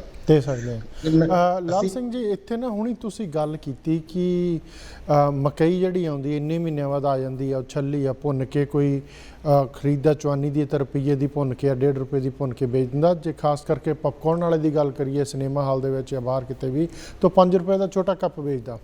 ਨਾ ਕੁਐਸਚਨ ਖੜਾ ਹੋ ਜਾਂਦਾ, ਜਿਹੜੇ 3 ਲਾਅ ਆਏ ਸੀ ਉਹਦੇ ਵਿੱਚ ਜਿਹੜੀ ਗਵਰਨਮੈਂਟ ਨੇ ਆਹੀ ਚੀਜ਼ ਕਹੀ ਸੀ, ਅਸੀਂ ਵਿਚੋਲੀਏ ਹਟਾ ਦੇਣੇ, ਜਿਹੜਾ ਪੂਰਾ ਦਾ ਪੂਰਾ 5 ਰੁਪਏ ਦਾ, ਫੋਰ ਐਗਜ਼ਾਮਪਲ ਗੱਲ ਕਰ ਰਿਹਾ ਮੈਂ, ਉਹ ਫਾਇਦਾ ਕਿਸਾਨ ਨੂੰ ਜਾਵੇ। ਤੇ ਜਿਹੜੀ ਵਿੱਚ ਤੁਸੀਂ ਗੱਲ ਕੀਤੀ ਕਿ ਮਾਰਕੀਟਿੰਗ ਦੀ ਲੋੜ ਹੁੰਦੀ ਹੈ, ਉਹ ਸਰਕਾਰ ਕਹਿੰਦੀ ਸੀ ਅਸੀਂ ਕਰਾਂਗੇ। ਤੇ ਇਨਡਾਇਰੈਕਟਲੀ ਤੁਸੀਂ ਵੀ ਉਹੀ ਕੁਛ ਕਰ ਰਹੇ ਹੋ ਕਿ ਹਾਂ, ਤੁਸੀਂ ਹੈਲਪ ਕਰ ਰਹੇ ਹੋ ਪ੍ਰੈਕਟੀਕਲ ਲੋਕਾਂ ਨੂੰ ਦੱਸ ਕੇ ਕਿ ਅਸੀਂ ਤੁਹਾਨੂੰ ਮਾਰਕੀਟਿੰਗ ਵੀ ਦੇਵਾਂਗੇ, ਅਸੀਂ ਤੁਹਾਨੂੰ ਐਪ ਵੀ ਬਣਾ ਕੇ ਦੇਵਾਂਗੇ। ਇਹ ਬਹੁਤ ਚੰਗੀ ਗੱਲ ਹੈ। ਫਿਰ ਉਹ ਕਿਸਾਨਾਂ ਦਾ ਤੇ ਆਪਣੇ ਸਰਕਾਰ ਦਾ ਉਹ ਰੌਲਾ ਕੀ ਸੀਗਾ? ਫਿਰ ਆਪਾਂ ਨੂੰ ਕੀ ਲੋੜ ਸੀ ਉੱਥੇ ਬੈਠਣ ਦੀ? ਇਹਦੇ ਵਿੱਚ ਕਿੱਥੇ ਕੁੰਡੀ ਕਿੱਥੇ ਰਹਿ ਗਈ ਆ? ਮੈਨੂੰ ਇਸ ਤਰ੍ਹਾਂ ਲੱਗਦਾ ਹੈ ਕਿ ਪਹਿਲੀ ਗੱਲ, ਜੇ ਪਾਸਟ ਪਰਫਾਰਮੈਂਸ ਦੇਖੀ ਜਾਵੇ, ਕਿਸਾਨਾਂ ਦਾ ਗਵਰਨਮੈਂਟ ਵਿਸ਼ਵਾਸ ਨਹੀਂ ਹੈਗਾ। ਕਿਉਂਕਿ ਸਰਕਾਰ ਗੱਲਾਂ ਬਹੁਤੀਆਂ ਕਰਦੀ ਹੈ, ਕੰਮ ਘੱਟ ਕਰਦੀ ਹੈ। ਇਨ ਜਨਰਲ ਤੁਸੀਂ FCI ਦੇਖ ਲਓ, ਫੂਡ ਕਾਰਪੋਰੇਸ਼ਨ ਆਫ ਇੰਡੀਆ ਜੀ, is an organization which is noted for wastage of resources। ਜਿਵੇਂ ਅਸੀਂ ਸ਼ੁਰੂਆਤ, ਜਦੋਂ ਹਿੰਦੁਸਤਾਨ ਨੇ ਸ਼ੁਰੂਆਤ ਕੀਤੀ ਸੀ, ਬਹੁਤ ਸਾਰੇ ਪਬਲਿਕ ਸੈਕਟਰ ਅੰਡਰਟੇਕਿੰਗਸ ਆਈਆਂ ਸੀਗੀਆਂ, ਜਿਹਦੇ ਇਹੋ ਸੀਗਾ ਅਸੀਂ ਸੋਸ਼ਲ ਸਟਰਕਚਰ ਲੈ ਕੇ ਆਉਣਾ ਹੈ। ਸਰਕਾਰ ਪੈਸਾ ਇਨਵੈਸਟ ਕਰਕੇ ਐਸੀ ਸੰਸਥਾ ਬਣਾਏਗੀ ਜਿਹਦੇ ਨਾਲ ਕਿ ਜਿਹੜੀ ਕਿ dedicated to the country and ਆਮ ਬੰਦਿਆਂ ਦੀ ਜ਼ਰੂਰਤਾਂ ਪੂਰੀਆਂ ਕਰੇ। ਉਹਦੇ ਵਿੱਚੋਂ ਬਹੁਤ ਸਾਰੀ ਸੰਸਥਾ ਬਣੀਆਂ, ਲੇਕਿਨ because of the poor management ਤੇ ਉਹ ਚੀਜ਼ਾਂ ਫੇਲ ਹੁੰਦੀਆਂ ਰਹੀਆਂ। ਖਾਸ ਕਰਕੇ ਹੁਣ ਜਿਵੇਂ ਤੁਹਾਨੂੰ ਐਗਜ਼ਾਮਪਲ ਦਿਆਂਗਾ, ਜੇ ਉਸ ਦੇ ਉੱਪਰ ਸਰਕਾਰ ਪੂਰਾ ਧਿਆਨ ਦੇ। ਅਮੁਲ ਡੇਅਰੀ ਹੈਗੀ ਹੈ ਗੁਜਰਾਤ ਤੋਂ ਜੀ, ਗੁਜਰਾਤ 'ਚ, ਹੁਣ ਆਨੰਦ ਡੇਅਰੀ ਮਿਲਕ ਪਲਾਂਟ, ਹਾਂਜੀ ਹਾਂਜੀ ਆਨੰਦ ਆਨੰਦ ਮਿਲਕ ਪਲਾਂਟ ਉਤਪਾਦਨ ਲਿਮਟਿਡ। ਯੈਸ। ਹਾਂਜੀ। ਤੇ ਹੁਣ ਉਹਦੇ 'ਚ ਜਿਹੜਾ ਉਹਦਾ ਹੈੱਡ ਸੀਗਾ ਉਹ ਡਾਕਟਰ ਕੁਰੀਅਨ ਸੀਗਾ, ਕੈਰਲਾਈਟ ਤੋਂ, ਜਿਹੜਾ ਐਕਸਪਰਟ ਸੀ ਮਿਲਕ ਦੇ ਉੱਪਰ। ਫਿਰ ਉਹ ਚੱਲੀ ਸੰਸਥਾ ਕਿੰਨੇ ਪੁਰਾਣੇ ਟਾਈਮ ਦੀ, ਜਦੋਂ ਕਿ ਆਪਣਾ ਪੁਰਾਣਾ ਚੀਫ ਮਿਨਿਸਟਰ ਨਹਿਰੂ ਦੇ ਟਾਈਮ 'ਚ ਉਹ ਸੰਸਥਾ ਸ਼ੁਰੂ ਹੋਈ ਸੀਗੀ। ਤੇ ਉਹ ਪ੍ਰੋਫੈਸ਼ਨਲੀ ਮੈਨੇਜ ਕੀਤੀ ਗਈ, ਉਹ ਬੜੀ ਪ੍ਰੋਫਿਟੇਬਲ ਹੋਈ ਆ। ਤੇ ਇਸ ਕਰਕੇ ਜਿੰਨਾ ਚਿਰ ਸਰਕਾਰਾਂ ਖੁਦ ਇਹਨਾਂ ਦੇ ਲਈ ਪੂਰੇ ਆਪਣੀ ਇਮਾਨਦਾਰੀ ਨਾਲ ਉਹਨਾਂ ਦਾ ਦੇਖਭਾਲ ਨਹੀਂ ਕਰਨਗੀਆਂ ਤਾਂ ਚੀਜ਼ਾਂ ਸਕਸੈਸਫੁਲ ਨਹੀਂ ਹੁੰਦੀਆਂ। ਇਸ ਕਰਕੇ ਜੇ ਕਿਸਾਨਾਂ ਦਾ ਵਿਸ਼ਵਾਸ ਨਹੀਂ ਸੀਗਾ, ਹੁਣ ਜਿਵੇਂ ਜਦੋਂ ਪ੍ਰਾਈਵੇਟ ਏਜੰਸੀਆਂ ਆ ਜਾਂਦੀਆਂ ਨੇ, ਇਹ ਮੈਂ ਤੁਹਾਨੂੰ ਗਰੰਟੀ ਨਾਲ ਕਹਿ ਸਕਦਾ, if you hand over this business to any private organizations, ਉਸ ਦੇ ਲਈ ਸਭ ਤੋਂ ਜ਼ਿਆਦਾ ਇੰਪੋਰਟੈਂਟ ਆਪਣਾ ਪ੍ਰੋਫਿਟ। ਸੋਸ਼ਲ ਰਿਸਪੌਂਸਿਬਿਲਿਟੀ ਸਾਡੀ ਕਹਿਣ ਦੇ ਨਾਂ 'ਤੇ ਹੈਗੀ ਆ। ਇਨ ਰਿਐਲਿਟੀ ਕੋਈ ਵੀ ਪ੍ਰਾਈਵੇਟ ਆਰਗੇਨਾਈਜੇਸ਼ਨ ਇੰਡੀਆ 'ਚੋਂ ਸਿਰਫ ਐਂਡ ਸਿਰਫ ਇੱਕੋ ਹੀ ਮੈਨੂੰ ਬਿਜ਼ਨਸਮੈਨ ਨਜ਼ਰ ਆਉਂਦਾ, ਟਾਟਾ, ਜਿਹੜਾ ਕਿ ਸੋਸ਼ਲ ਰਿਸਪੌਂਸਿਬਿਲਿਟੀ ਪੂਰਾ ਉਤਰਦਾ ਹੈ, ਖਰਾ ਉਤਰਦਾ ਹੈ। ਬਾਕੀ ਕੋਈ ਵੀ ਲੈ ਲਓ, ਉਹ ਸਾਰੇ ਜੇ ਉਹ ਇੱਕ ਸਾਡਾ ਨਾ ਗੌਰਮੈਂਟ ਦਾ ਨਵੀਂ ਸਕੀਮ ਹੈ ਕਿ 2% ਤੁਹਾਨੂੰ CSR ਫੰਡਸ ਦੇਣੇ ਪੈਣਗੇ ਕੰਪਲਸਰੀ। ਤੁਹਾਡੀ 25 ਕਰੋੜ ਤੋਂ ਜ਼ਿਆਦਾ ਹੀ ਪ੍ਰੋਫਿਟ ਹੈਗਾ, you are eyes to spend 2% of your income on social responsibility, ਜਿਹੜੇ ਛੋਟੇ ਸੁਸਾਇਟੀ ਦੀ ਡਿਵੈਲਪਮੈਂਟ ਲਈ ਕੰਮ ਹੋਵੇ। ਲੇਕਿਨ ਉਹਦੇ ਵਿੱਚ ਵੀ ਹੇਰਾਫੇਰੀ ਹੁੰਦੀ ਹੈ। ਗੱਲ ਉੱਥੇ ਆ ਜਾਂਦੀ ਲਾਲ ਸਿੰਘ ਜੀ, ਸਿਰਫ ਗੱਲ ਉੱਥੇ ਆ ਜਾਂਦੀ। ਬਾਕੀ 2% ਜੇ ਕੋਈ ਕੰਪਨੀ ਪ੍ਰੋਫਿਟ ਕਰ ਰਹੀ ਹੈ ਔਰ ਉਹ ਦੂਜਿਆਂ ਨੂੰ ਪ੍ਰੋਫਿਟ ਵੀ ਦੇ ਰਹੀ ਹੈ, ਮੰਨ ਲਓ ਕਿਸਾਨਾਂ ਵਾਸਤੇ ਕੋਈ ਕਰ ਰਹੀ ਹੈ, ਤਾਂ ਕਿਸਾਨਾਂ ਨੂੰ ਵੀ ਆਮ ਫਸਲ ਆੜ੍ਹਤੀ ਕੋਲ ਵੇਚਣ ਨਾਲੋਂ ਉੱਥੇ ਫਾਇਦਾ ਜ਼ਿਆਦਾ ਹੋ ਰਿਹਾ ਹੈ ਅਤੇ ਕੰਪਨੀ ਖੁਦ ਵੀ ਪੈਸਾ ਬਣਾ ਰਹੀ। ਹੁਣ 2% ਦੇਣਾ ਗਵਰਨਮੈਂਟ ਨੂੰ ਕੋਈ ਜ਼ਿਆਦਾ ਵੱਡੀ ਗੱਲ ਨਹੀਂ ਹੈ। ਪ੍ਰੋਬਲਮ ਕਿੱਥੇ ਹੈ? ਪ੍ਰੋਬਲਮ ਇੱਥੇ ਹੈ ਕਿ ਉਹਦੇ ਵਿੱਚ ਹੇਰਾਫੇਰੀ ਹੁੰਦੀ ਹੈ। ਫੋਰ ਐਗਜ਼ਾਮਪਲ ਜਦੋਂ 2015 ਦੀ, ਤੁਸੀਂ ਮੈਨੂੰ ਕਰੈਕਟ ਕਰਨਾ ਇਫ ਆਮ ਰੋਂਗ, ਆਪਾਂ ਦਰਸ਼ਕਾਂ ਨਾਲ ਕਲੀਅਰ ਕਰ ਦਈਏ ਕਿ 2015 ਤੋਂ ਪਹਿਲਾਂ ਦਿੱਲੀ ਸਰਕਾਰ ਦਾ ਰੈਵਨਿਊ ਬਹੁਤ ਘੱਟ ਸੀਗਾ। ਕਿਉਂਕਿ ਟੈਕਸ ਚੋਰੀ ਹੁੰਦੀ ਸੀ। ਜਦੋਂ ਦਿੱਲੀ, ਮੈਂ ਕਿਸੇ ਪਾਰਟੀ ਦੀ ਉਹ ਨਹੀਂ ਕਰ ਰਿਹਾ ਕਿ ਮੈਂ ਉਸ ਪਾਰਟੀ ਦਾ ਬੰਦਾ ਜਾਂ ਉਸ ਪਾਰਟੀ, ਮੈਂ ਇੱਕ ਜਨਰਲ ਪ੍ਰੈਕਟੀਕਲ ਗੱਲ ਕਰ ਰਿਹਾ ਕਿ 2015 ਤੋਂ ਬਾਅਦ ਕੇਜਰੀਵਾਲ ਨੇ ਉਹਨਾਂ ਨੂੰ ਕਿਹਾ ਕਿ ਤੁਹਾਨੂੰ ਟੈਕਸ ਦੇਣਾ ਪਏਗਾ, ਪਰ ਇੰਨਾ ਘਟਾ ਕੇ ਕਿਹਾ ਵੀ ਤੁਸੀਂ ਇੰਨਾ ਦਿਓ ਤਾਂ ਤੁਹਾਨੂੰ ਅਸੀਂ ਬਾਕੀ ਸਾਰੀ ਸਿਕਿਉਰਿਟੀ ਅਸੀਂ ਪ੍ਰੋਵਾਈਡ ਕਰਾਂਗੇ। ਤਾਂ ਉਹਨਾਂ ਦਾ ਆਪਦਾ ਮੈਂ ਇੱਕ ਇੰਟਰਵਿਊ ਦੇਖਿਆ ਸੀ, ਖਾਸ ਕਰਕੇ ਮਨੀਸ਼ ਸਿਸੋਦੀਆ ਦਾ, ਕਿ ਜਿਹੜੇ ਕੰਪਨੀਆਂ ਹੋਂਦ ਦੇ ਵਿੱਚ ਵੀ ਨਹੀਂ ਸੀਗੀਆਂ, ਉਹ ਹੋਂਦ ਵਿੱਚ ਦੁਬਾਰਾ ਰਜਿਸਟਰ ਕਰਾ ਕੇ ਆ ਕੇ ਖੁਦ ਟੈਕਸ ਦੇ ਕੇ ਜਾਂਦੇ, ਕਿਉਂਕਿ ਬਾਕੀ ਉਹਨਾਂ ਨੂੰ ਸਿਕਿਉਰਿਟੀ ਅਤੇ ਹਰ ਚੀਜ਼ ਗੌਰਮੈਂਟ ਪ੍ਰੋਵਾਈਡ ਕਰਦੀ ਹੈ। ਸੋ ਕਿਤੇ ਨਾ ਕਿਤੇ ਲਾਲ ਸਿੰਘ ਜੀ ਫੇਲੀਅਰਸ ਹੁੰਦਾ ਹੈ, ਜਾਂ ਤਾਂ ਕਰਪਸ਼ਨ ਦਾ ਜਾਂ ਫਿਰ ਗੌਰਮੈਂਟ ਵੱਲੋਂ ਫੇਲੀਅਰਸ ਹੁੰਦਾ। ਤੁਹਾਡੀ ਜਿਹੜੀ ਸੰਸਥਾ ਹੈ PAGRI, Punjab agriculture rejuvenation initiative ਜਿਹੜੀ ਹੈ, ਚੈਲੰਜਸ ਹੋਰ ਵੀ ਹੋਣਗੇ, ਪਰ ਆਪਾਂ ਨੂੰ ਗੱਲਾਂ ਹੋਰ ਹੈਗੀਆਂ, ਪਰ ਰੁਕਣਾ ਪੈਣਾ। ਕੁਇਕ ਬ੍ਰੇਕ ਲਈ ਦਰਸ਼ਕੋ ਸਾਡੇ ਨਾਲ ਬਣੇ ਹੋਏ ਨੇ ਸਰਦਾਰ ਲਾਲ ਸਿੰਘ ਜੀ, CEO ਪਗਰੀ। ਰੁਕਦੇ ਹਾਂ ਇੱਕ ਛੋਟੀ ਜਿਹੀ ਬ੍ਰੇਕ ਲਈ, ਇੱਦਾਂ ਬਣੇ ਰਹੋ ਜਸ ਪੰਜਾਬੀ ਤੇ। ਸਵਾਗਤ ਜੀ ਤੁਹਾਡਾ ਸਾਰਿਆਂ ਦਾ ਫਿਰ ਪ੍ਰੋਗਰਾਮ ਓਪਨ ਪਲੇਟਫਾਰਮ ਜਸ ਪੰਜਾਬੀ ਦੇ ਮੰਚ ਤੋਂ। ਮੈਂ ਤੁਹਾਡਾ ਗੁਰਲਾਲ ਹਾਜ਼ਰ, ਆਪਣੇ ਨਾਲ ਬਣੇ ਹੋਏ ਨੇ ਸਰਦਾਰ ਲਾਲ ਸਿੰਘ, CEO ਪਗਰੀ। ਲਾਲ ਸਿੰਘ ਜੀ ਸਵਾਗਤ ਆਫਟਰ ਬ੍ਰੇਕ। ਹੁਣ ਇੱਕ ਨਵੀਂ ਲਹਿਰ ਚੱਲੀ ਹੈ, ਤੁਹਾਡੀ ਜਿਹੜੀ ਆਰਗੇਨਾਈਜੇਸ਼ਨ ਹੈ ਕਾਫੀ ਚੰਗਾ ਕੰਮ ਕਰੀ। ਨਵੀਂ ਲਹਿਰ ਚੱਲੀ ਪੰਜਾਬ ਦੇ ਵਿੱਚ, ਨਵੀਂ ਸਰਕਾਰ, ਪੰਚਾਇਤੀ ਜ਼ਮੀਨਾਂ ਵੀ ਛੁਡਾਈਆਂ ਜਾ ਰਹੀਆਂ ਨੇ, ਪ੍ਰਾਈਵੇਟ ਕੰਪਨੀਜ਼ ਨੂੰ ਵੀ ਸਿਕਿਉਰਿਟੀ ਦਿੱਤੀ ਜਾ ਰਹੀ ਹੈ ਜਿੰਨੀ ਹੋ ਸਕੇ। ਇਲੈਕਟ੍ਰੀਸਿਟੀ 'ਤੇ ਵੀ ਕੰਮ ਹੋ ਰਿਹਾ ਕਿ ਅਸੀਂ ਛੇਤੀ ਜਿਹੜੇ ਇਲੈਕਟ੍ਰੀਸਿਟੀ ਦੇ ਭਾਅ ਘਟਾਵਾਂਗੇ ਜਦੋਂ ਵੀ ਫੰਡਸ ਅਵੇਲੇਬਲ ਹੋਣ, ਜਾਂ ਫਿਰ ਕੋਈ ਨਵੇਂ ਪਲਾਂਟਸ ਲੱਗਦੇ ਨੇ ਇਲੈਕਟ੍ਰੀਸਿਟੀ ਦੇ।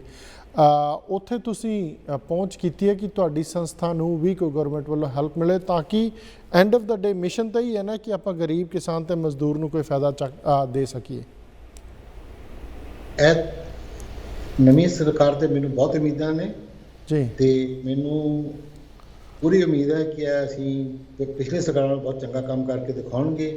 ਤੇ ਮੈਂ ਹਾਲੇ ਅਪਰੋਚ ਨਹੀਂ ਕੀਤਾ, ਤੇ ਮੈਂ ਆਪਣੇ ਜਿਹੜੇ ਲੋਕਲ ਸਾਡੇ ਬੰਦੇ ਨੇ ਉਹਨਾਂ ਨੂੰ ਮੈਂ ਕਿਹਾ ਕਿ ਤੁਸੀਂ ਜਾ ਕੇ ਤੁਹਾਡੇ ਲੋਕਲ ਜਿਹੜੇ MLAs ਨੇ, ਨਵੀਂ ਸਰਕਾਰ 'ਚ ਬੰਦੇ ਨੇ, ਉਹਨਾਂ ਨੂੰ ਪਹੁੰਚੋ ਤੇ ਉਹਨਾਂ ਦੀ ਹੈਲਪ ਲੈ ਕੇ ਅੱਗੇ ਵਧੀਏ।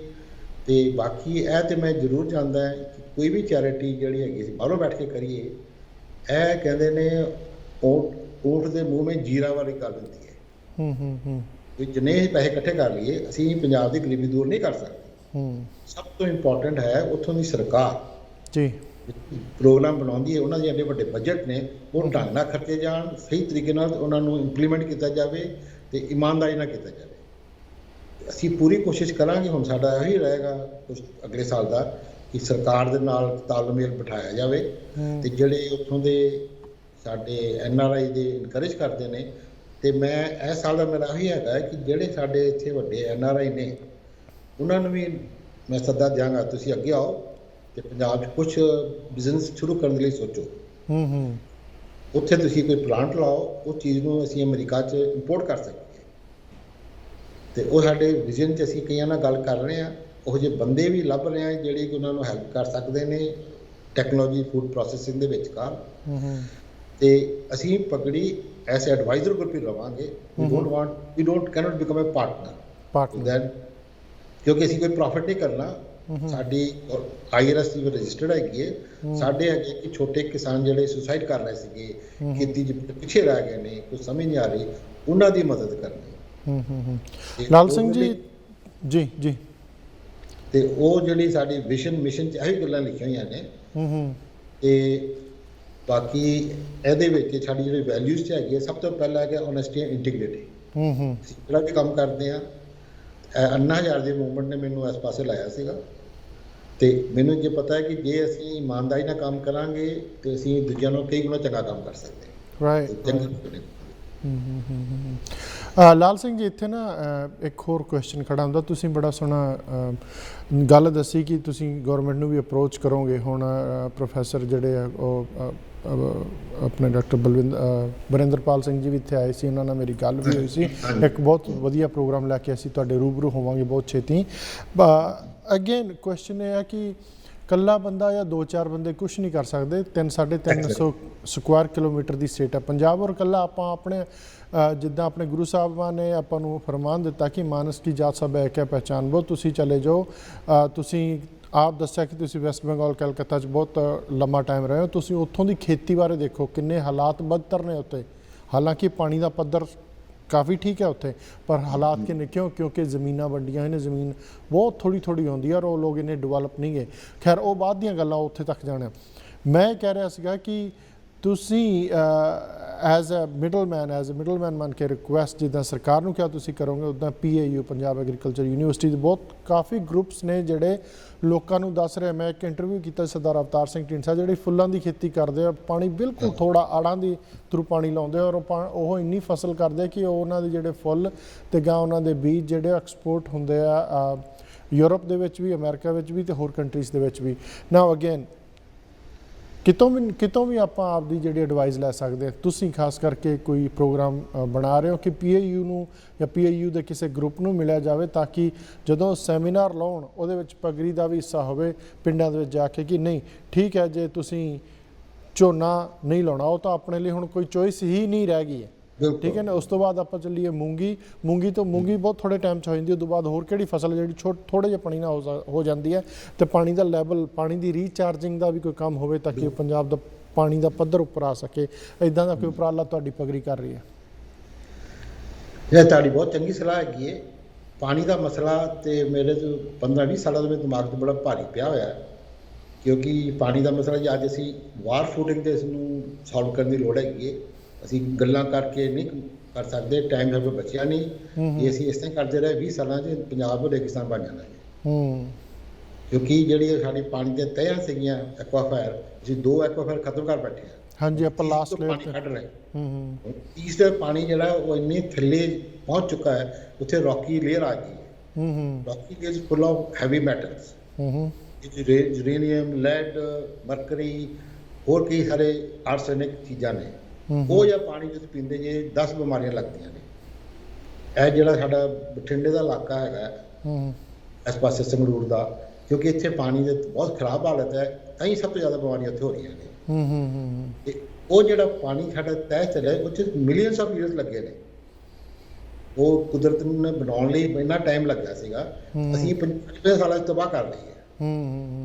ਇਸ ਕਰਕੇ ਜੇ ਦੇਖਿਆ ਜਾਵੇ, ਸਭ ਤੋਂ ਵੱਡਾ ਮੁੱਦਾ ਅੱਜ ਪੰਜਾਬ ਨੂੰ ਬਚਾਉਣਾ ਹੈ ਤੇ ਪਾਣੀ ਬਚਾਉਣਾ ਹੈ। ਇੱਕ ਵੀਡੀਓ ਹੈਗੀ ਆ YouTube ਤੇ, ਦੀ ਫਾਈਨਲ ਅਸੌਲਟ। ਉਹ ਜਦੋਂ ਮੈਂ ਦੇਖੀ ਆ, ਮੈਂ 8-9 ਸਾਲ ਪਹਿਲਾਂ ਮੈਂ ਦੇਖੀ ਸੀ, ਉਸ ਤੋਂ ਬਾਅਦ ਮੈਨੂੰ ਨੀਂਦ ਨਹੀਂ ਆ ਰਹੀ। ਮੈਂ ਹਰ ਬੰਦੇ ਨੂੰ ਜ਼ਰੂਰ ਕਹਿਣਾ ਤੂੰ ਫਾਈਨਲ ਸੌਲ ਜ਼ਰੂਰ ਦੇ। ਜਾਗੋ, ਅੱਜ ਪਾਣੀ ਨੂੰ ਬਚਾਓ, ਨਹੀਂ ਤਾਂ ਕੱਲ ਨੂੰ ਤੁਹਾਨੂੰ ਪੀਣ ਲਈ ਪਾਣੀ ਨਹੀਂ ਮਿਲਣਾ ਪੰਜਾਬ 'ਚ। ਤੇ ਇਸ ਜ਼ਿਆਦਾ ਦੂਰ ਨਹੀਂ ਹੈ, ਜ਼ਿਆਦਾ ਦੂਰ ਨਹੀਂ ਹੈ ਸਰਦਾਰ ਲਾਲ ਸਿੰਘ ਜੀ। ਆਪਣੇ ਭਾਰਤ ਦਾ ਹੀ ਦੇਸ਼, ਆਪਾਂ ਗੱਲ ਅਫਰੀਕਨ ਕੰਟਰੀ ਦੀ ਨਹੀਂ ਕਰ ਰਹੇ, ਆਪਾਂ ਗੱਲ ਕਰ ਰਹੇ ਭਾਰਤ ਦੇਸ਼ ਦਾ। ਚੇਨਈ, ਜਿਹਨੂੰ ਪਹਿਲਾਂ ਮਦਰਾਸ ਕਹਿੰਦੇ ਸੀ, ਉਹ ਪਹਿਲਾ ਸਿਟੀ ਬਣ ਗਿਆ ਹੈ। ਸਰਾਊਂਡਿੰਗ ਏਰੀਆ 2 ਕਿ ਉਹਨਾਂ ਦਾ ਗਰਾਊਂਡ ਵਾਟਰ ਬਿਲਕੁਲ ਖਤਮ ਹੈ, ਉਹਨਾਂ ਨੂੰ ਬਾਹਰੋਂ ਪਾਣੀ ਸਪਲਾਈ ਕੀਤਾ ਜਾ ਰਿਹਾ। ਐਡੀ ਵੱਡੀ ਪਾਪੂਲੇਸ਼ਨ ਤਮਿਲਨਾਡੂ ਸਟੇਟ ਦੀ ਉਹ ਰਾਜਧਾਨੀ ਹੈ। ਤੁਸੀਂ ਦੇਖੋ ਵੀ ਆਉਣ ਵਾਲਾ ਵਕਤ ਕਿੱਦਾਂ ਸਰਵਾਈਵ ਕਰੂਗਾ ਐਜ਼ ਅ ਹਿਊਮਨ, ਉੱਥੋਂ ਦੇ ਲੋਕ ਕਿੱਦਾਂ ਸਰਵਾਈਵ ਕਰਨਗੇ। ਉਹੀ ਹਾਲਾਤ ਆਪਣੇ ਪੰਜਾਬ ਵੱਲ ਨੂੰ ਵੱਧਦੇ ਰਹੇ। ਫਿਰ ਆਪਾਂ ਗੱਲ ਕਰਦੇ ਹਾਂ ਕਿ ਕੁਦਰਤ ਨਾਲ ਆਪਾਂ ਖਿਲਵਾੜ ਕਰਦੇ ਹਾਂ। ਹਿਮਾਚਲ 'ਚ ਜੀ ਬਰਫ਼ ਬਹੁਤ ਪੈਂਦੀ ਹੈ ਤਾਂ ਪਾਣੀ ਬਹੁਤ ਹੋ ਜਾਂਦਾ ਹੈ। ਅਗੇਨ ਤੁਸੀਂ ਆਪਦੀ ਜ਼ਿੰਦਗੀ ਦੇ ਪਤਾ ਨਹੀਂ ਕਿੰਨੇ ਸਾਲ ਦੇਖ ਰਹੇ, ਮੈਂ ਦੇਖ ਰਿਹਾ ਕਿ ਨਹਿਰਾਂ ਦੇ ਵਿੱਚ, ਮੈਂ ਗੰਗਾਨਗਰ ਡਿਸਟ੍ਰਿਕਟ ਨਾਲ ਬਿਲੋਂਗ ਕਰਦਾ, ਬਹੁਤ ਹੀ ਸਵੱਛ ਪਾਣੀ ਆਉਂਦਾ ਸੀ ਔਰ ਬਹੁਤ ਸਾਲ 'ਚ 8 ਮਹੀਨੇ 9 ਮਹੀਨੇ ਚੱਲਦੀਆਂ ਰਹਿੰਦੀਆਂ। ਹੁਣ 6 ਮਹੀਨੇ ਤੋਂ ਘੱਟ ਚੱਲਦੀਆਂ ਅਤੇ ਪਾਣੀ ਦੇ ਹਾਲਾਤ ਕਿੰਨੇ ਬਦਤਰ ਨੇ। ਟਾਈਮ ਫਰੇਮ ਵੱਲ ਐਜੂਕੇਟ ਕਰਨ ਦੀ ਲੋੜ ਹੈ ਲੋਕਾਂ ਨੂੰ ਕਿ ਹਾਂ ਆਪਾਂ ਬਰਫ਼ ਬਹੁਤ ਘੱਟ ਡਿੱਗਣੀ ਸ਼ੁਰੂ ਹੋ ਗਈ ਪਹਿਲਾਂ ਨਾਲੋਂ, ਕਿਉਂਕਿ ਰੁੱਖ ਘੱਟ ਨੇ, ਇਨਵਾਇਰਮੈਂਟ ਚੇਂਜ ਹੋ ਰਿਹਾ। ਅਗੇਨ PIU ਨਾਲ ਕੋਈ ਗਰੁੱਪ ਨਾਲ ਤੁਹਾਡੀ ਗੱਲਬਾਤ ਹੁੰਦੀ ਤਾਂ ਕਿ ਉਹ ਜਿਹੜੀ ਐਜੂਕੇਸ਼ਨ ਹੈ ਜਿਹੜਾ ਉਹ ਸੈਮੀਨਾਰਾਂ ਤੱਕ ਲੈ ਕੇ ਜਾਇਆ ਜਾ ਸਕੇ? PIU ਨਾਲ ਅਸੀਂ ਸਿਰਫ ਵਰਿੰਦਰਪਾਲ ਸਿੰਘ ਹੋਰਾਂ ਨਾਲ ਗੱਲਬਾਤ ਕੀਤੀ ਹੈ, ਬਾਕੀ ਬਾਜਵਾ ਸਾਹਿਬ ਨੂੰ PIU ਨਾਲ ਕਨੈਕਟ ਕਰ ਰਹੇ ਨੇ ਜੀ, ਬਾਜਵਾ। ਤੇ ਇਹ ਜਿਹੜੀ ਪਾਣੀ ਦਾ ਮਸਲਾ ਹੈ, ਇਸ ਨੂੰ ਲੈ ਕੇ ਹਾਲੇ ਅਸੀਂ ਜ਼ਿਆਦਾ ਡਿਸਕਸ਼ਨ 'ਚ ਨਹੀਂ ਹੈ, ਕਿਉਂਕਿ ਪਾਣੀ ਦਾ ਮਸਲਾ ਬੜਾ ਕੰਪਲੀਕੇਟਡ ਹੈਗਾ। ਕਿਉਂਕਿ ਸਾਨੂੰ ਸਭ ਤੋਂ ਪਹਿਲਾਂ ਆਪਣਾ ਪਾਣੀ ਤੋਂ ਜ਼ਹਿਰੀਲੀ ਹੋਣ ਤੋਂ ਬਚਾਉਣਾ ਹੈ। ਜਿਹੜਾ ਵੀ ਰੇਨ ਵਾਟਰ ਹੈ, ਪਹਿਲਾਂ ਸਾਡੇ ਪਿੰਡਾਂ 'ਚ ਆਮ ਛੱਪੜ ਹੁੰਦੇ ਸੀਗੇ, ਉਹ ਸਾਰੇ ਭੂਰ ਕੀਤੇ ਨੇ। ਉਹ ਸਾਡੀ ਸ਼ਾਰਟ ਥਿੰਕਿੰਗ ਲੈ ਲਓ, ਕਹਿ ਲਓ ਕਿ ਅਸੀਂ ਕਦੀ ਦੂਰ ਤੱਕ ਨਹੀਂ ਸੋਚਿਆ। ਇਸ ਕਰਕੇ ਪੰਜਾਬ ਦੇ ਜਿਹੜੇ ਬੁਰੇ ਹਾਲਤ ਨੇ, ਅੱਜ ਜਿਹੜੀ ਸਾਡੀ ਬੁਰੇ ਹਾਲਤ ਹੈ, ਜੇ ਗ੍ਰੀਨ ਰੈਵੋਲੂਸ਼ਨ ਹੈ ਤੇ ਕਾਫੀ ਕੰਟਰੀਬਿਊਸ਼ਨ ਹੈਗੀ ਹੈ।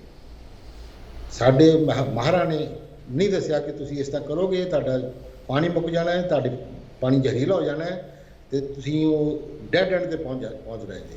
ਤੇ ਸਾਨੂੰ ਹੁਣ ਲੋੜ ਹੈ ਕਿ ਜੋ ਪੁਰਾਣੇ ਤਰੀਕੇ ਸੀਗੇ, ਜਿਹੜੇ ਸਸਟੇਨੇਬਲ ਐਗਰੀਕਲਚਰ ਪ੍ਰੈਕਟਿਸ ਲਈ ਹੁੰਦੀ ਲੋੜ ਹੈਗੀ ਹੈ। ਜੇ ਇੰਟੀਗ੍ਰੇਟਿਡ ਫਾਰਮਿੰਗ ਪ੍ਰੈਕਟਿਸ ਜਿਹੜੀ ਤੁਸੀਂ ਮੁਰਗੀ ਪਾਲਣ, ਇੰਟੀਗ੍ਰੇਟਿਡ ਫਾਰਮਿੰਗ ਮੱਝਾਂ ਰੱਖੋ, ਉਹ ਜਿਹੜੇ ਸਾਡੇ ਬਜ਼ੁਰਗ ਕਰਦੇ ਰਹੇ ਨੇ, ਉਸ ਨੂੰ ਰਿਵਾਈਵ ਕਰਨ ਦੀ ਲੋੜ ਹੈਗੀ ਹੈ। ਰਿਵਾਈਵ ਕਰਨ ਦੀ ਲੋੜ ਹੈ। ਅਗੇਨ ਗਲੈਮਰਸ ਦੀ ਦੁਨੀਆ ਵੱਲ ਲੋਕ ਪਏ ਹੋਏ ਨੇ, ਕਿਤੇ ਨਾ ਕਿਤੇ ਉਹ ਵੀ ਪਿਚ ਇਨ ਕਰਦਾ ਕਿ ਹਾਂ ਠੀਕ ਹੈ, ਜੇ ਮੈਂ 10 ਕੁਇੰਟਲ ਫਸਲ ਕੱਢਦਾ ਤਾਂ ਮੈਨੂੰ ਚਾਹੀਦੀ, ਕਿਉਂਕਿ ਮੇਰੇ ਇਹ ਵੇਚ ਕੇ ਮੈਂ ਬਾਕੀ ਦੇ ਖਰਚੇ ਪੂਰੇ ਕਰਨੇ। ਜੇ ਤੁਸੀਂ ਬਜ਼ੁਰਗਾਂ ਦੀ ਗੱਲ ਕਰੋ ਲਾਲ ਸਿੰਘ ਜੀ, ਤਾਂ ਉਹ ਫੈਮਲੀਆਂ ਛੋਟੀਆਂ ਸੀਗੀਆਂ ਉਸ ਵਕਤ ਦੇ 50 ਸਾਲ, ਮੈਂ ਗ੍ਰੀਨ ਰੈਵੋਲੂਸ਼ਨ ਤੋਂ ਪਹਿਲਾਂ ਦੀ ਗੱਲ ਕਰ ਰਿਹਾ। ਫੈਮਲੀਆਂ ਛੋਟੀਆਂ ਸੀ ਤਾਂ ਜਿੰਨੀ ਕਣਕ ਹੋ ਗਈ ਆ ਉਹਦੇ ਨਾਲ ਸਾਰ ਲੈਂਦੇ ਸੀਗੇ, ਫालतू ਖਰਚੇ ਨਹੀਂ ਕਰਦੇ ਸੀਗੇ। Again education is must. ਉਹ ਉੱਥੇ ਜਾ ਕੇ ਲੋਕਾਂ ਦੇ ਬ੍ਰੇਨ ਦੇ ਵਿੱਚ ਪਾਉਣਾ ਪੈਣਾ ਆ ਲਾਲ ਸਿੰਘ ਜੀ ਕਿ ਨਹੀਂ ਆਪਾਂ ਵਾਧੂ ਖਰਚੇ ਨਹੀਂ ਕਰਨੇ, ਕਿਉਂਕਿ ਜੇ ਇੱਦਾਂ ਚੱਲਦਾ ਰਿਹਾ ਤਾਂ ਕੁਦਰਤ ਸਾਨੂੰ ਬਹੁਤ ਵੱਡੀ ਸਜ਼ਾ ਦੇਊਗੀ। ਰੇਗਿਸਤਾਨ ਨਾਲ ਵੱਧ ਰਹੇ। ਅਗੇਨ ਤੁਹਾਡੀ ਪਗੜੀ ਜਿਹੜੀ ਹੈਗੀ ਹੈ ਉਹਦੇ ਵਿੱਚ NRIs ਨੂੰ ਤੁਸੀਂ ਕੀ ਲਾਸਟ ਦੇ ਵਿੱਚ 2-3 ਮਿੰਟ ਹੈਗੇ ਆਪਣੇ ਕੋਲ, ਤੁਸੀਂ ਕੀ ਰਿਕੁਐਸਟ ਕਰੋਗੇ NRIs ਨੂੰ ਤੇ ਉਹਨਾਂ ਦਾ ਕੀ ਸੋਫਰ ਯੋਗਦਾਨ ਹੈ, ਤਾਂ ਹੋਰ ਕੀ ਰਿਕੁਐਸਟ ਕਰੋਗੇ? ਸਭ ਤੋਂ ਵੱਡੀ ਗੱਲ ਜਿਹੜੀ ਮੈਂ ਆਇਆ ਤੁਹਾਡੇ ਅਟੈਂਡ ਕਰਨ ਲਈ, NRI ਨੂੰ ਐਡਰੈਸ ਕਰਨ ਲਈ ਆਇਆ, ਸਾਨੂੰ ਸਾਰੇ NRI ਨੂੰ ਆਪਣੇ ਪਿੰਡਾਂ ਬਾਰੇ ਸੋਚੋ ਤੇ ਕੁਛ ਨਾ ਕੁਛ ਸੋਚੋ ਕਿ ਅਸੀਂ ਪੰਜਾਬ ਨੂੰ ਜੇ ਬਚਾਉਣਾ ਹੈ, ਮੈਂ ਕੀ ਕਰ ਸਕਦਾ। ਉੱਥੋਂ ਦੀ ਖੇਤੀਬਾੜੀ, ਪਾਣੀ, ਮਾਹੌਲ, ਐਜੂਕੇਸ਼ਨ, ਉਹ ਹਰ ਕਿਸੇ ਨੂੰ ਥੋੜ੍ਹਾ ਬਹੁਤ ਹਰ NRI ਵਿੱਚ ਕੰਟਰੀਬਿਊਸ਼ਨ ਸੋਚ ਕੇ ਅੱਗੇ ਆਵੇ। ਤੇ ਜੇ ਕਿਸੇ ਕਿਸਮ ਦੀ ਹੈਲਪ ਦੀ ਲੋੜ ਹੈ, ਅਸੀਂ ਉਹਨਾਂ ਨੂੰ ਹੈਲਪ ਕਰਨ ਲਈ ਤਿਆਰ ਹਾਂ। ਅਸੀਂ ਉਹਨਾਂ ਦੇ ਜਿਹੜੇ ਲਿੰਕ ਬਣ ਸਕਦੇ ਹਾਂ ਇੱਕ ਦੂਸਰੇ ਵਿੱਚ, ਉਹ ਆਪਣੇ ਪਿੰਡ ਬਾਰੇ ਸੋਚਣ, ਕੁਝ ਕਰਨਾ ਚਾਹੁੰਦੇ ਨੇ ਸਾਡੇ ਨਾਲ ਕੰਟੈਕਟ ਕਰਨ।